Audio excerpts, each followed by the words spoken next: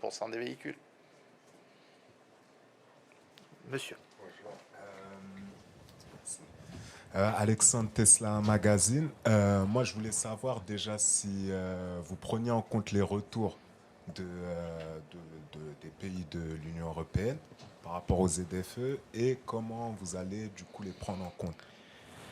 Écoutez, oui, comme je vous l'ai dit, il y a une étude sur le droit comparé, je ne veux pas la présenter aussi. On a toujours l'habitude de dire, et moi je pars de ce constat, on nous dit, vous savez, les ZFE ça marche à l'étranger, pourquoi ça ne marcherait pas en France?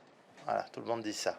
Moi je veux le vérifier. Je suis en train d'essayer de le vérifier. Est-ce que c'est vrai, est-ce que c'est pas vrai, et à quel niveau? Donc bien sûr que cette étude de droit comparé, si demain ce qui marche dans des pays européens peut être appliqué à la France, j'en serais le plus heureux.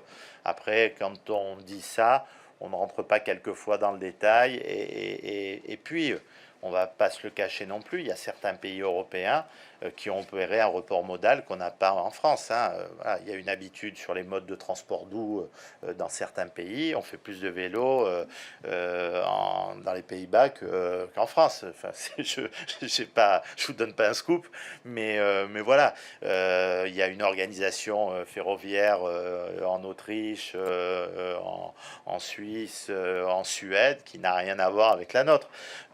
Donc, oui, ce sera intéressant de voir et on donnera des éléments. Mais est-ce que cette phrase de dire ça se fait ailleurs, alors ça va se faire en France, je ne sais pas si elle est totalement vraie ou si elle existe, il y a des vérités, mais est-ce qu'elle ne peut pas être un petit peu atténuée? Par contre, si vous êtes de Tesla Magazine, s'il vous plaît, baissez le prix des Tesla. Voilà. Si vous connaissez le grand patron, et comme il était en France il n'y a pas longtemps, la base aussi, c'est le coût des véhicules électriques. C'est le coût des véhicules électriques. Alors il y a la Dacia maintenant qui va baisser qui descend sous les 20 000 euros. Il y a, je sais qu'il y a des efforts quand même conséquents. Il y a une vraie concurrence avec différents véhicules, mais le coût est rédhibitoire et on peut augmenter bien sûr toutes les aides et c'est très bien de le faire, mais objectivement le plus important c'est que le coût baisse pour que le reste à financer soit le moins important possible.